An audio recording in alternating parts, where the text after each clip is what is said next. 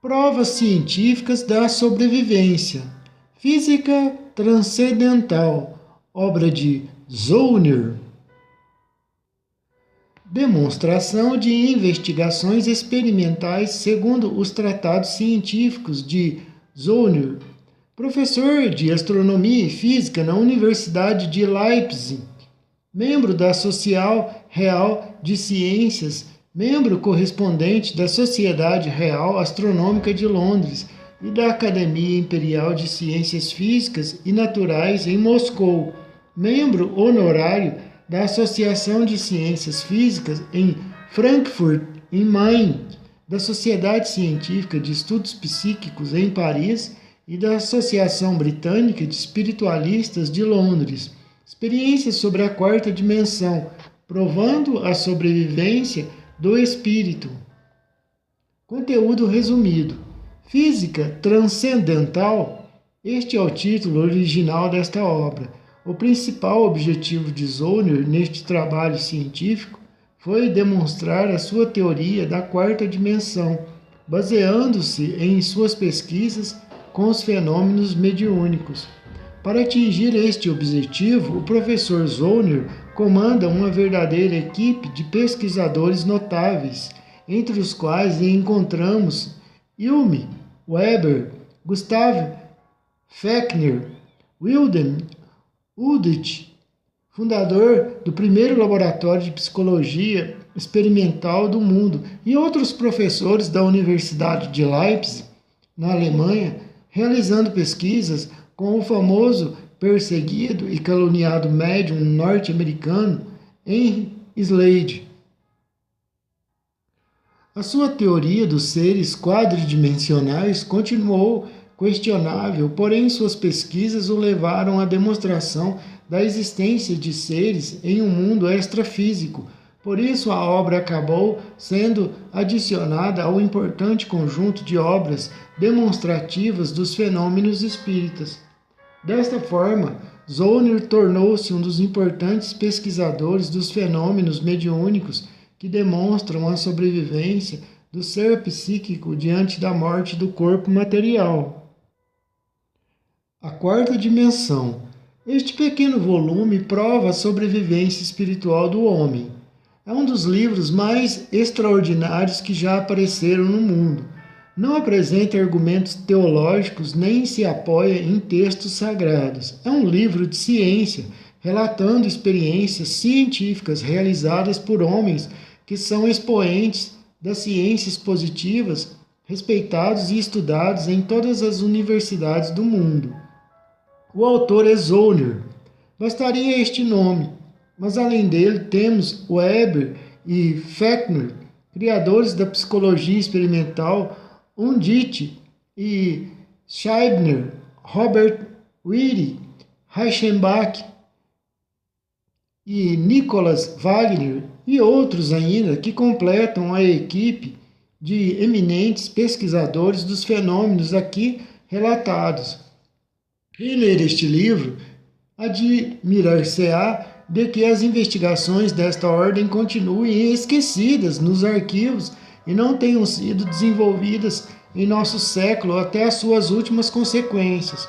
É espantosa a prova de alienação espiritual do homem moderno que este episódio da história das ciências nos oferece. Zollner defendeu a teoria do espaço quadridimensional, apoiando não apenas em importantes posições teóricas, mas também e sobretudo em experiências práticas que podem ser repetidas por novos pesquisadores a qualquer momento. Defende-a como um físico, professor da Universidade de Leipzig e um dos nomes mais elevados das ciências modernas. Prova, aliás, que suas experiências foram repetidas por ele e por outros em vários centros universitários da Europa, da América e da Ásia. Invalida, assim, de maneira irrevogável, a falsa alegação de que os fenômenos mediúnicos não podem ser repetidos de acordo com as exigências do método científico. Hoje, mais do que nunca, este livro precisa ser lido. O progresso científico o atualizou. Não se trata de um velho livro, mas de um livro novíssimo. Ainda agora, o professor José Fernandes, também físico eminente, catedrático das universidades de Buenos Aires e La Plata e parapsicólogo de renome internacional, lançou um livro com o título de Mais allá de la quarta dimensão, tratando deste mesmo assunto. E o professor Joseph Banks Heine, pai da psicologia moderna, depois de haver provado a existência de um elemento extrafísico no homem e no universo, está investigando a sobrevivência espiritual através da mais rigorosa metodologia científica. Bastariam esses dois fatos para mostrarem a qualidade e a oportunidade desta obra. Zollner demonstra com as suas experiências aqui relatadas que a ciência já havia provado no século passado a sobrevivência do homem após a morte e mostra-nos os motivos anticientíficos pelos quais essa prova foi rejeitada e asfixiada e por fim recalcada no inconsciente do século atual, produzindo o trauma psíquico do materialismo que nos leva à angústia e ao desespero das concepções sem perspectivas. A propósito, lembra as palavras famosas de Goethe: a incredulidade se torna uma superstição invertida para a cegueira do nosso tempo. A história das pesquisas psíquicas, ainda por escrever, tem neste livro o seu doloroso roteiro. Na dedicatória da obra, dirigindo-se a William Crookes, com o profundo respeito que o mestre inglês lhe merece, Zollner acentua com bravura e amargor: sobre vós também, ingratidão e ridículo foram lançados, com o máximo de liberalidade, pelos cegos representantes da ciência moderna e pelas multidões mal orientadas pelos seus ensinamentos. A evolução da física, alegam ainda agora esses mesmos cegos, arquivou todas as grandes pesquisas do passado. Entretanto, são os próprios físicos atuais, a partir de Einstein, os primeiros a reconhecerem que o desenvolvimento da física nuclear leva cada vez mais as pesquisas científicas para a desmaterialização da nossa concepção do mundo. Arthur Compton chega a afirmar que por trás da energia já percebemos alguma coisa mais que parece ser pensamento, e a parapsicologia, segundo Heine, Sowell, Carrington, Prince e outros, abre as perspectivas de uma concepção psíquica. O universo e o homem revelam a substância espiritual da sua natureza comum. Vemos que não se pode invocar o progresso da física para contestar este livro.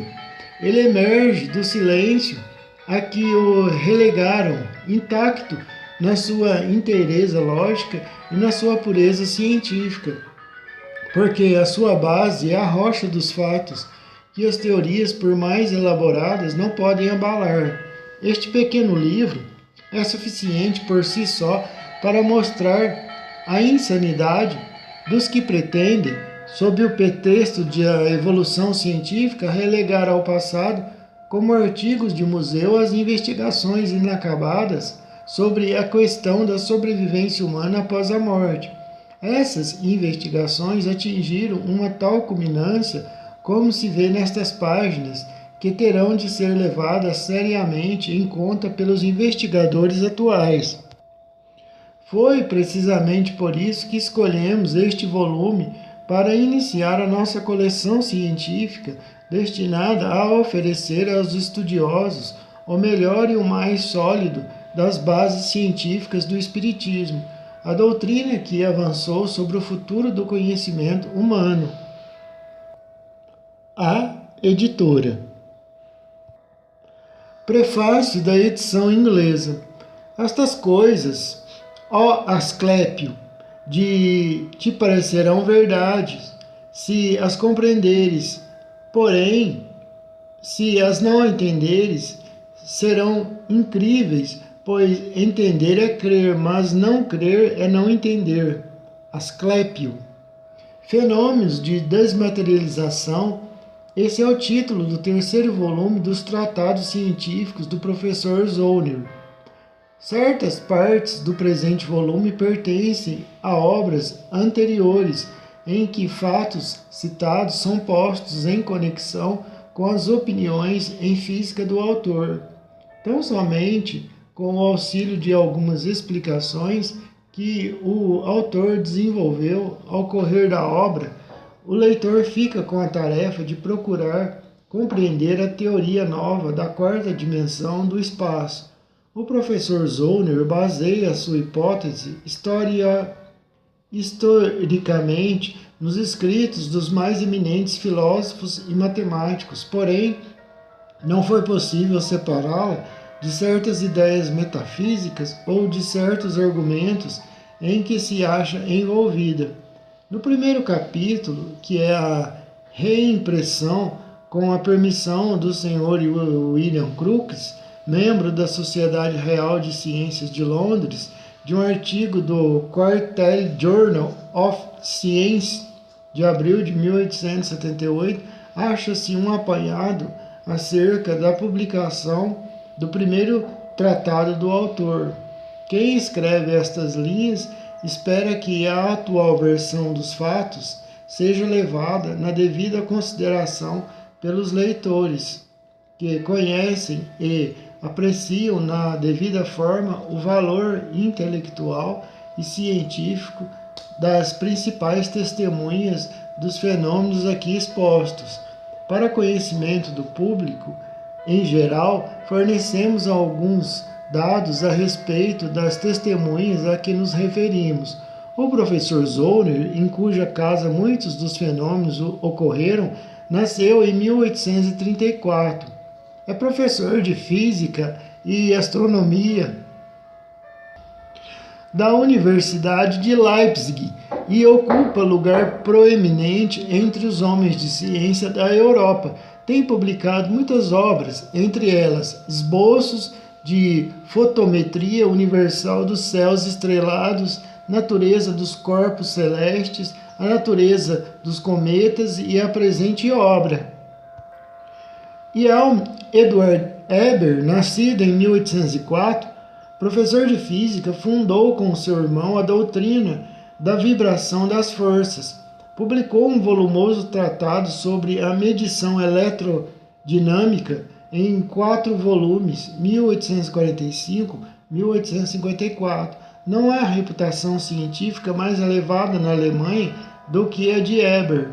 Professor Speiner, da Universidade de Leipzig, matemático de renome e distintíssimo. Gustav Friedrich Frechner, nascido em 1801, é filósofo eminente, professor de física na Universidade de Leipzig. Entre os seus trabalhos figuram A Alma das Plantas, Zen Avesta, Coisas do Futuro, Elementos de Psicofísica, O Problema da Alma e a Vida Futura. Não é de admirar que o público testemunho de homens desse estirpe causasse viva comoção e discussão na Alemanha. A prevenção contra o movimento espírita é conhecido. No entanto, o público há de habituar-se com o tempo a encarar os fenômenos como uma realidade e há de admirá-los como fenômenos físicos e científicos. Se os nós em uma corda sem pontas, a ruptura do reposteiro do professor Zollner, o desaparecimento de uma mesa pequena e a sua subsequente descida do teto em uma casa particular à vista de todos e com a imobilidade do médium Slade, devem ser atribuídos à sua intervenção consciente, não podemos deixar de conceder-lhe a primazia de descobertas científicas e de conhecimentos de segredos da natureza de incontestável valor. Porém, neste caso, ele poderia e seria do seu próprio interesse reproduzir sempre que lhe fosse pedido ou ele o desejasse os fenômenos. Slade estaria imensamente rico por essas exibições, não é verdade? Porém, o simples fato de nem sempre poder ele produzir os fenômenos quando quer, pelo menos a maior parte deles, prova a sua não intervenção na realização deles. Acham-se esses mesmos fenômenos sujeitos a determinadas condições, como o estado físico e moral do médium e até o dos circunstantes.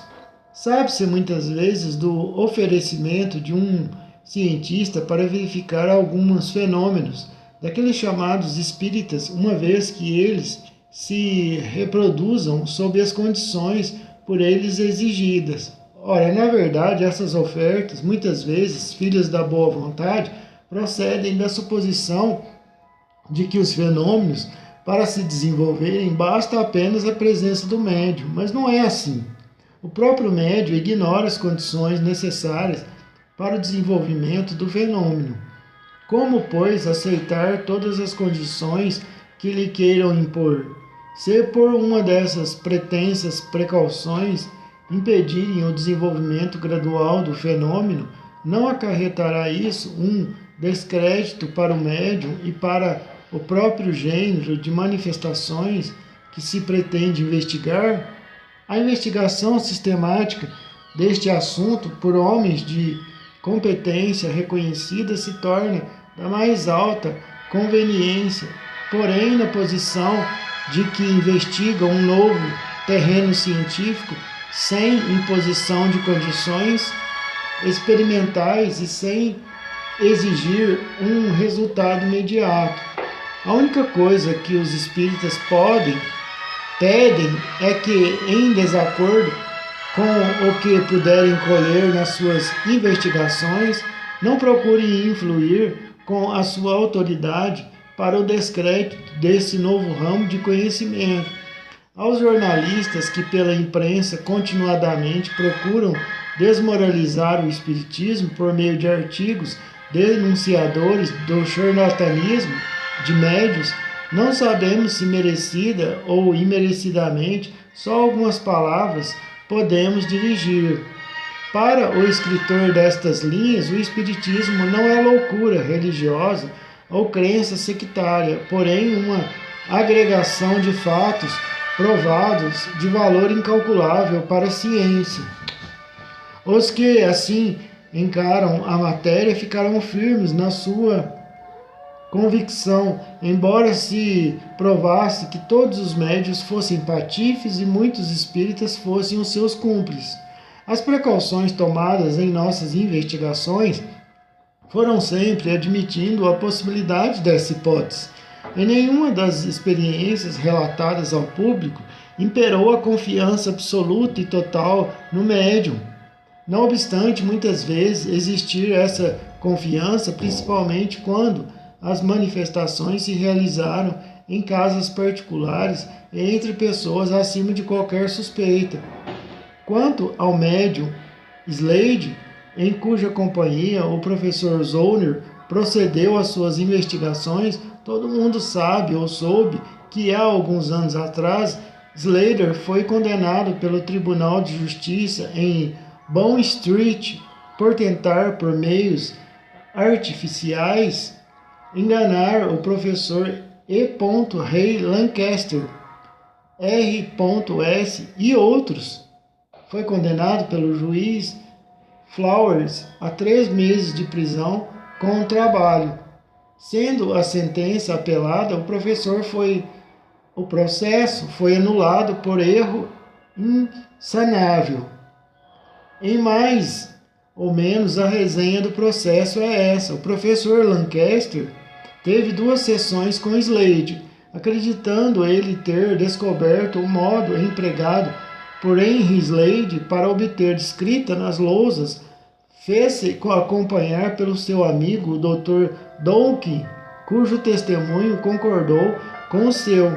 O modus operandi, segundo esses senhores, era o seguinte: Slade tomava uma ardósia e a conservava nas mãos, antes de colocá-la sobre a mesa, isto é, debaixo e de encontro à mesa, com o pretexto de obter comunicações por escrito dos espíritos. Os investigadores ouviam, na ocasião, o ruído de escrita e percebiam um movimento do braço de Slade, que denunciava estar ele escrevendo na pedra, provavelmente segura entre os joelhos.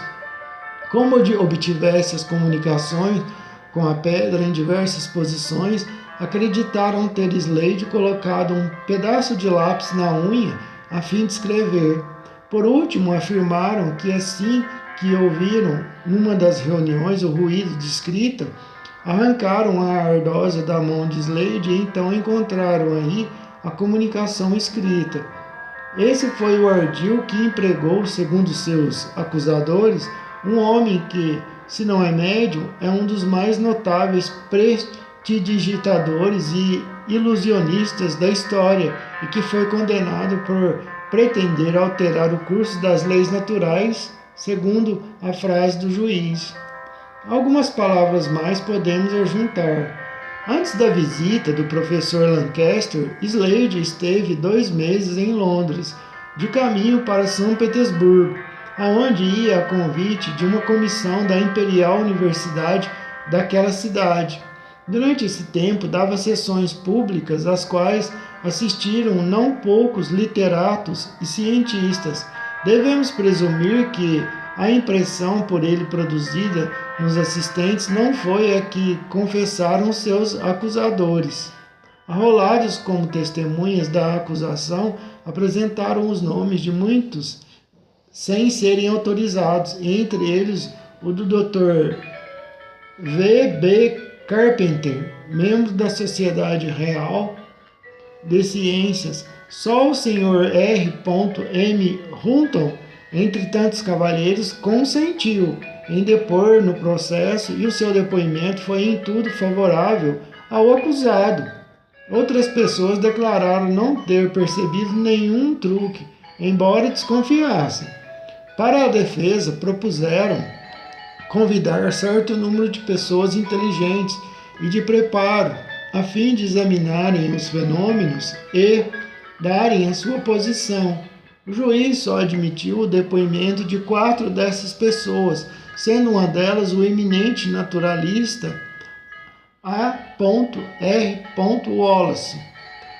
Russell Wallace. O juiz qualificou o depoimento das testemunhas de esmagador para a acusação, mas apesar disso condenou o acusado por pretender alterar o curso das leis conhecidas da natureza. Tentaram provar com o prestidigitador Maskelyne que a pequena mesa usada por Slade era preparada. Esta tentativa gorou por completo, foi um fiasco, pois se verificou ser uma mesa redonda comum, velha e de uma só perna no centro. A referida mesa acha-se atualmente na Associação Britânica dos Espiritualistas de Londres, onde pode ser examinada. No começo do processo de Slade, quem escreve estas linhas era descrente. Só se convenceu depois de haver assistido a diversas sessões de Slade e de ter visto que, embora inexplicáveis, os fenômenos se davam sem a intervenção consciente de Slade. Assim que foi anulado o processo contra Slade, o professor Lancaster tentou novo processo no interesse da ciência, entre aspas.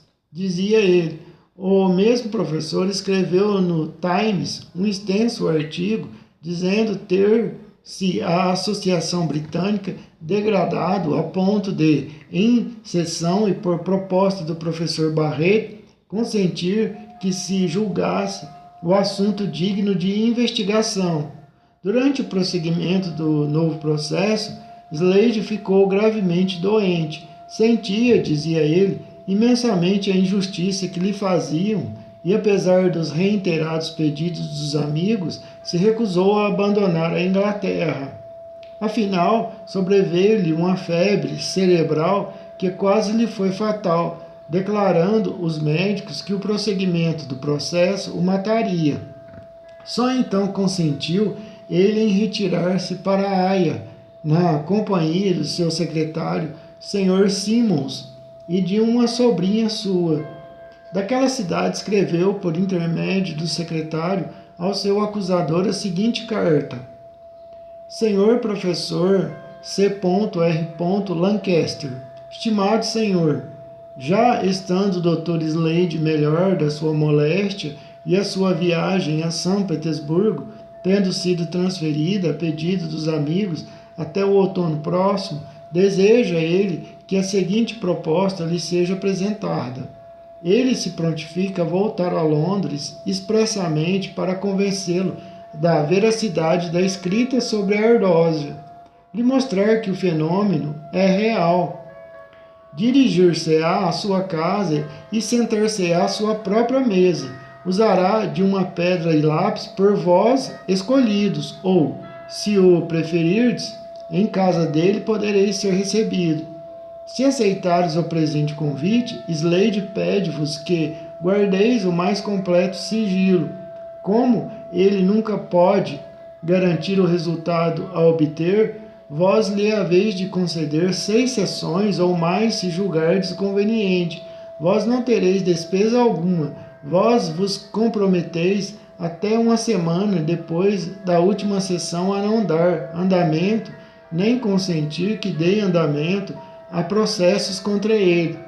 E no final vos convencerdes, se ele vos convencerdes de que a escrita é obtida por meios que excluam a ideia de qualquer truque, desistireis, por sua vez, do mesmo processo. Se pelo contrário não vos derdes por satisfeito, estareis em liberdade de prosseguirdes no processo contra ele. De corrida uma semana da nossa última sessão, convém notar que Slade se prontifica a dirigir-se a vós, sem testemunhas, confiando inteiramente na vossa boa fé. Consciente da sua inocência, ele não guarda absolutamente rancor. O Sr. Slade acredita que vós assim procederdes por acreditardes haver má fé da parte dele, isso por não terdes vós tido tempo de investigar convenientemente o fenômeno. Se dentro de 10 dias não tiverdes recebido, se dentro de 10 dias não tivermos recebido resposta, veremos no vosso silêncio uma recusa ao nosso convite. Tenho a honra de ser o vosso criado obediente. Maio 7, 1877. J. Simmons. Nunca responderam à carta. Depois de um longo descanso no continente, Slade deu a série das notáveis sessões relatadas neste livro.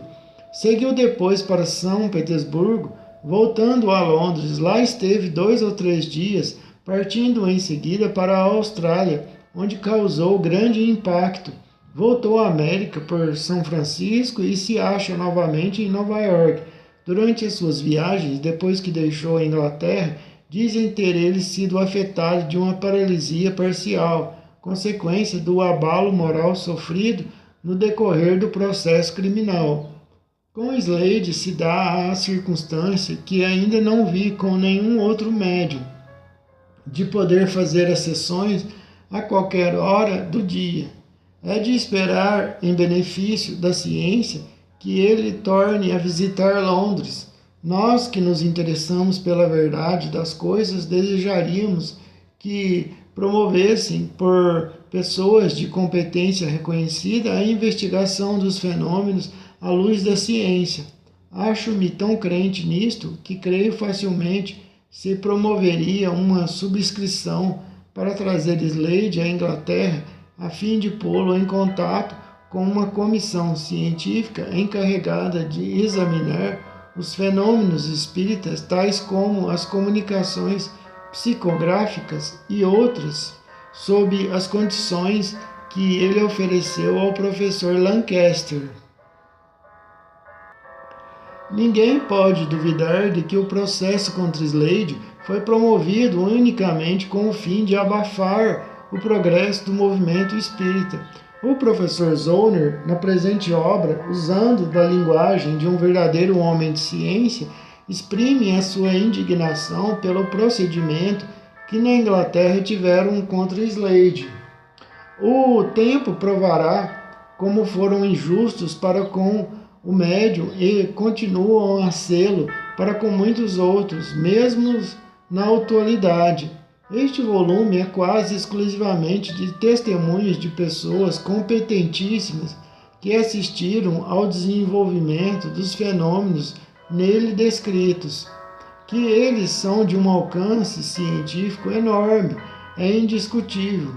Tudo o que se pode, por enquanto, que se pede é que julguem sem prevenção. Recomendamos o pequeno volume intitulado Psicografia a quem desejar ler mais sobre as manifestações escritas. Quem ler e investigar verá logo nos primeiros passos que as manifestações espíritas e a prestidigitação são coisas completamente diferentes.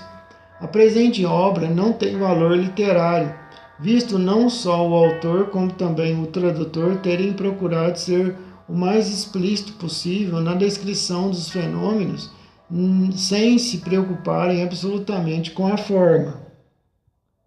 Dedicatória do autor a Sir William Crookes, membro da Sociedade Real de Ciências de Londres. Com o mais elevado sentimento de gratidão e reconhecimento pelos serviços prestados por vós a uma nova ciência, eu vos ofereço, respeitabilíssimo colega, o terceiro volume dos meus tratados científicos. Por uma coincidência notável, as nossas investigações científicas se encontraram no mesmo terreno, fornecendo à humanidade admirada uma nova classe de fenômenos físicos que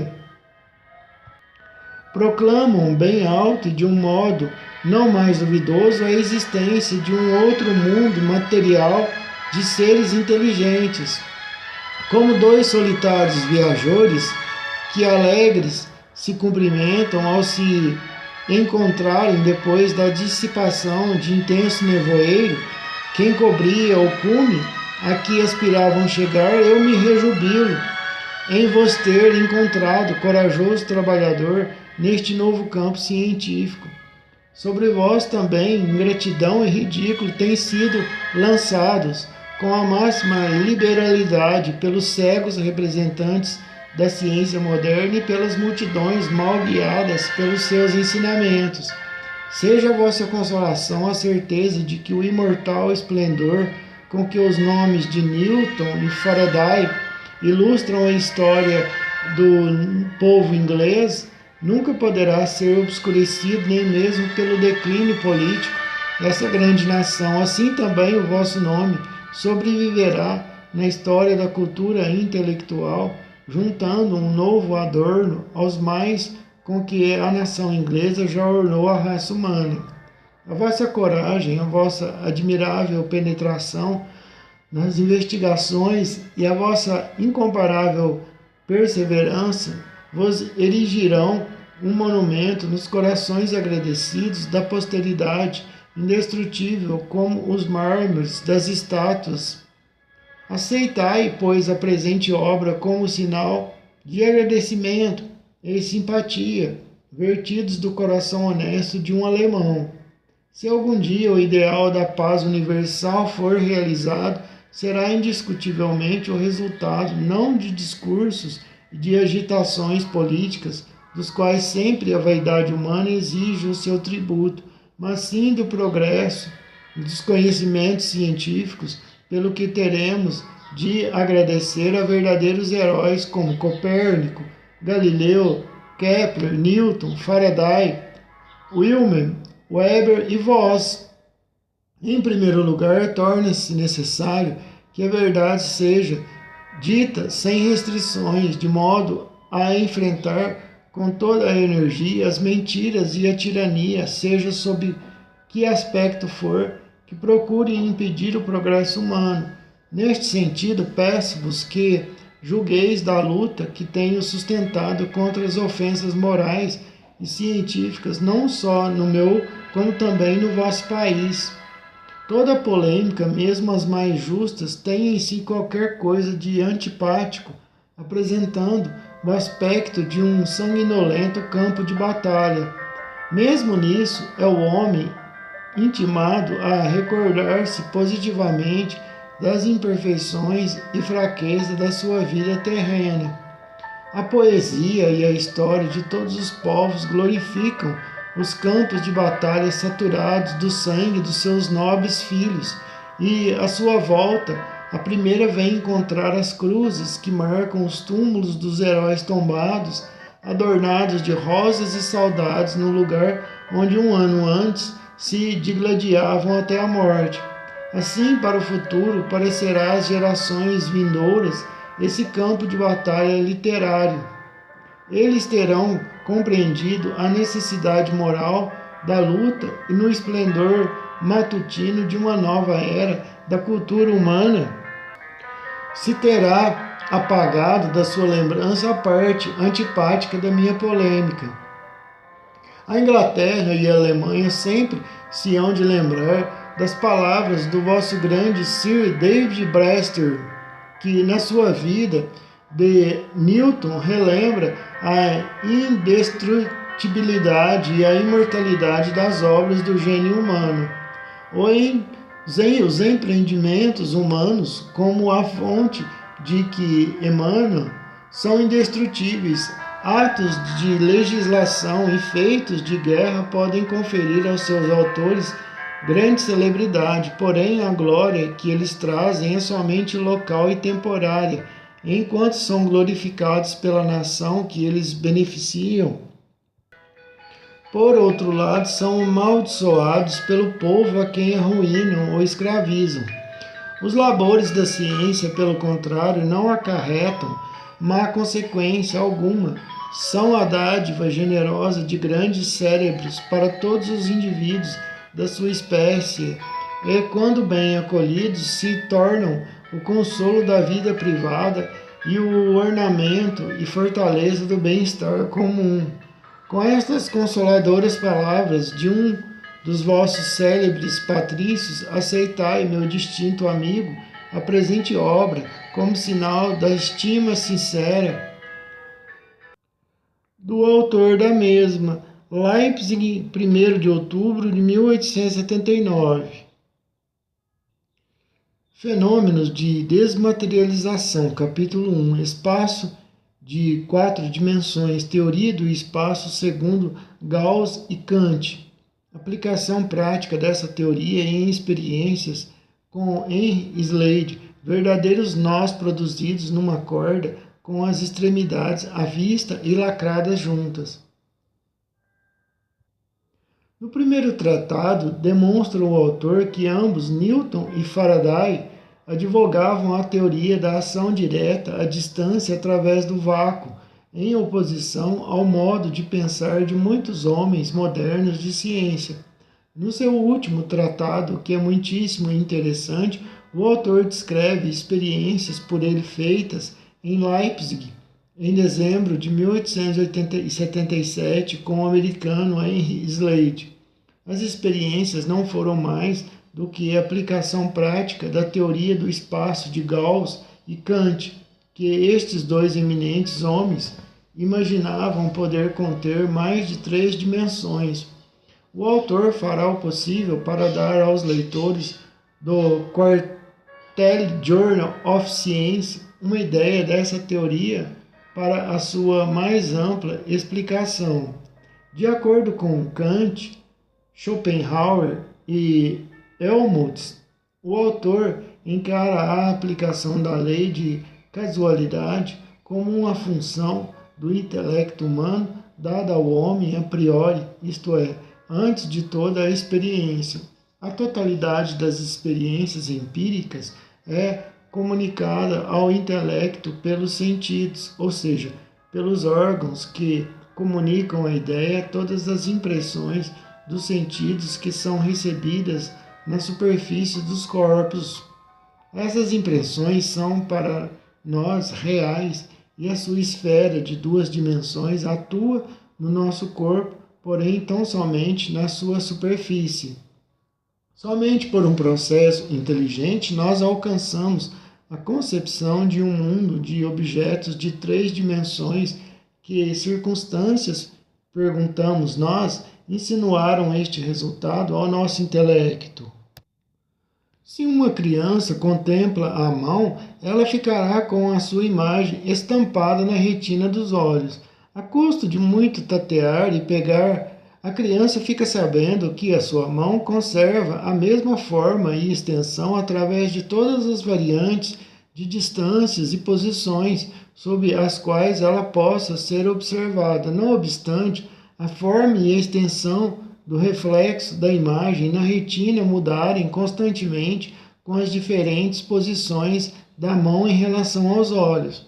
O problema apresenta-se sob outro modo, o modo seguinte ao entendimento da criança. Como conciliar, na sua compreensão, os dois fatos aparentemente contraditórios, a invariabilidade da forma do objeto e a variabilidade da sua aparência?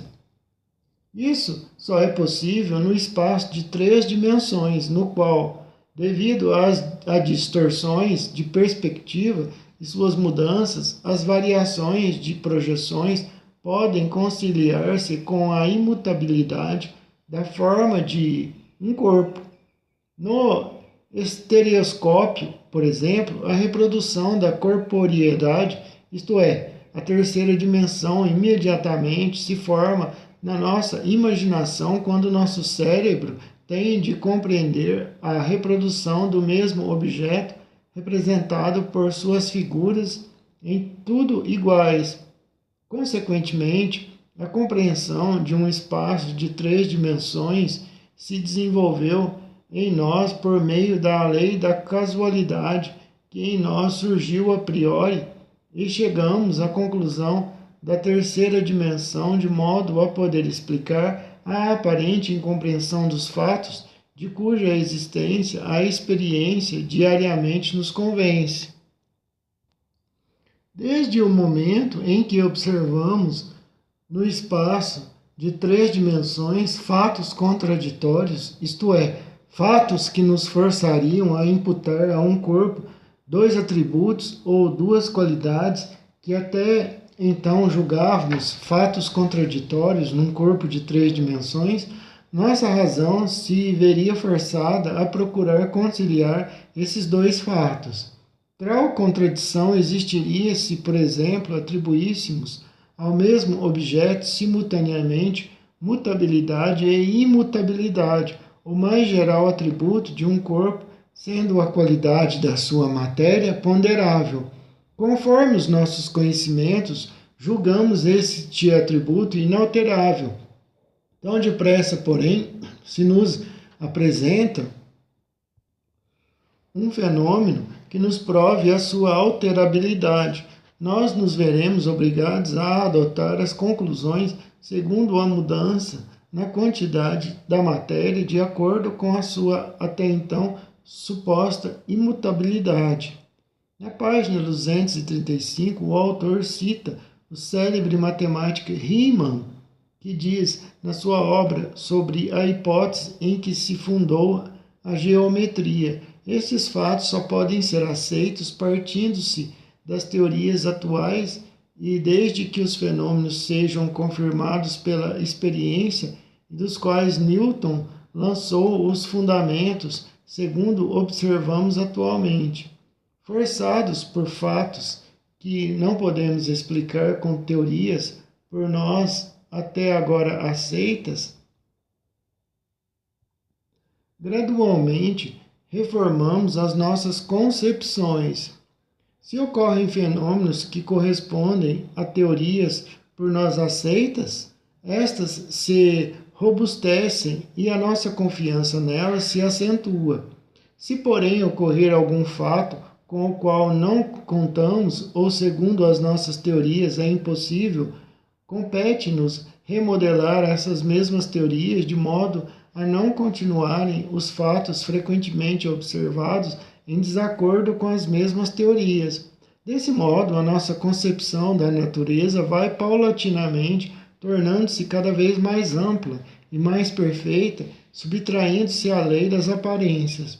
Procederei agora à aplicação no espaço imediatamente superior da teoria de torcer-se uma corda perfeitamente flexível, seja A B. A corda, mostrando-nos, quando esticada, desenvolvimento no espaço de uma dimensão. Desenho abaixo. Se a corda dobrar-se de modo a conservarem-se todas as suas partes sempre no mesmo plano, teremos um desenvolvimento num espaço de duas dimensões. A corda desenvolverá assim a seguinte figura. Desenho abaixo. Desta forma, todas as suas partes, se as imaginarmos de diâmetro infinitamente limitado, podem ser consideradas como que descansando no mesmo plano, isto é, num espaço de duas dimensões. Se a mesma corda tornar a figura primitiva de uma linha reta, de modo que durante essa operação todas as suas partes se conservem no mesmo plano, o fenômeno só poderá ser efetuado descrevendo-se como uma das extremidades num círculo de 360 graus para os seres cuja percepção só alcance as duas dimensões. Estas operações com a corda corresponderiam ao que nós, seres que abrangemos três dimensões, chamamos nós numa corda.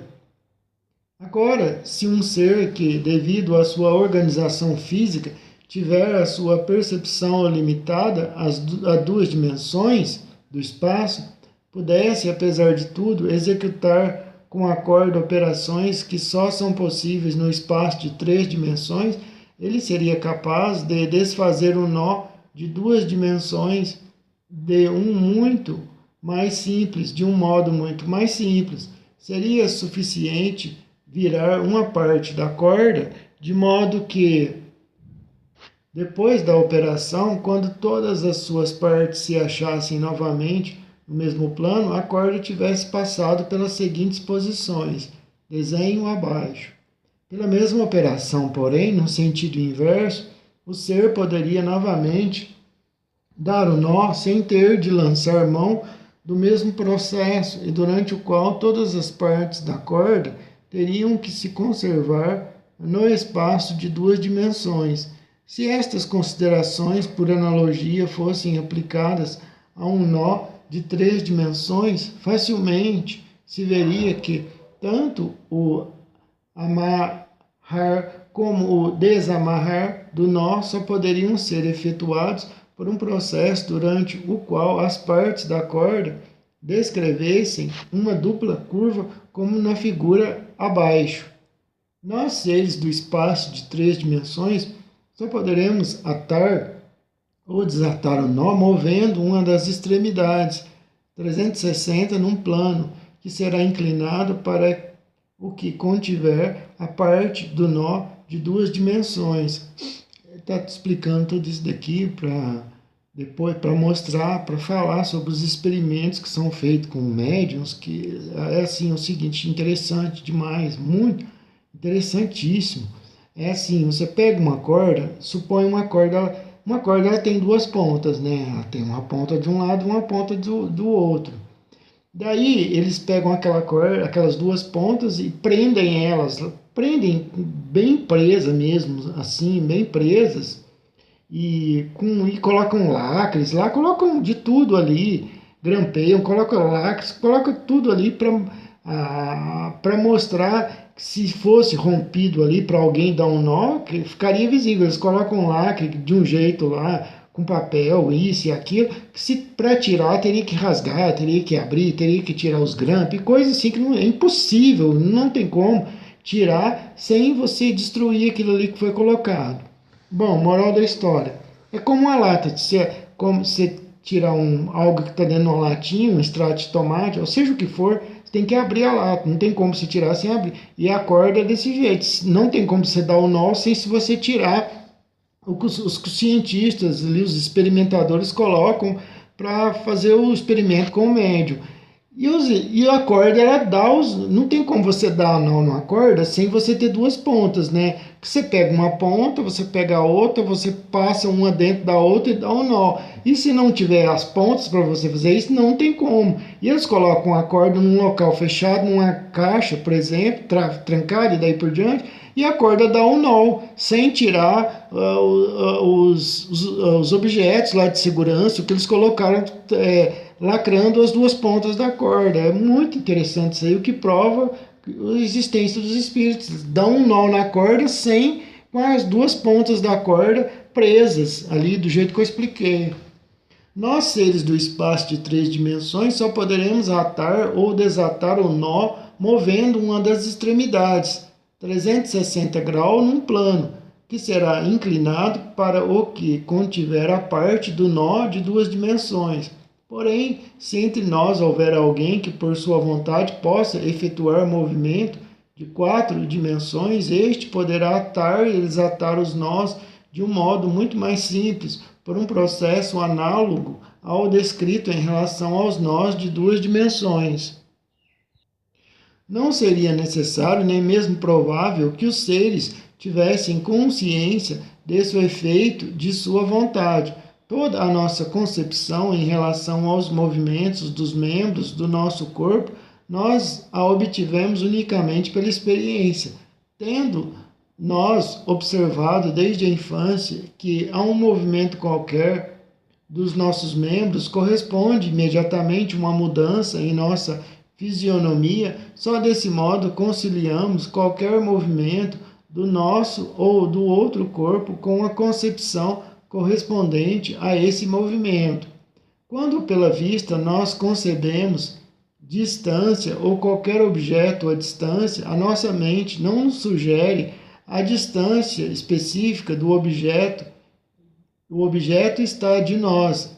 Não nos mostra isso, mas simplesmente nos adverte a sensação do tato a tal distância e em consequência de tal e tal ação. Leichenberg, em 1799, pronunciou-se do mesmo modo quando disse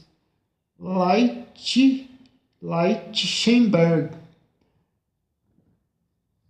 em 1799, pronunciou-se do mesmo modo quando disse: apercebemos-nos de qualquer causa fora de nós é contradição. Só podemos apercebermos-nos de qualquer causa em nós. O que sentimos é uma mera modificação de nós mesmos, por conseguinte, em nós. Por serem essas modificações independentes de nós, procuramos a sua causa em coisas que estão fora de nós e dizemos que há causas além de nós. Deveríamos dizer proeternos, porém proéter substituímos pela preposição extra o que é muito diverso, isto é, nós imaginamos estas causas no espaço fora de nós. Isto, evidentemente, não é percepção, porém, parece ser qualquer causa intimamente ligada ao nosso poder sensitivo de percepção. É a forma sobre a qual o proéter nos dá a forma sensitiva. A falta desta concepção necessariamente se fará sentir por nós se alguns indivíduos, e estes, ocasionalmente e pela sua vontade, forem capazes de produzir movimentos físicos para os quais uma definição geométrico-matemática do sistema de 4 dimensões impuserem-se.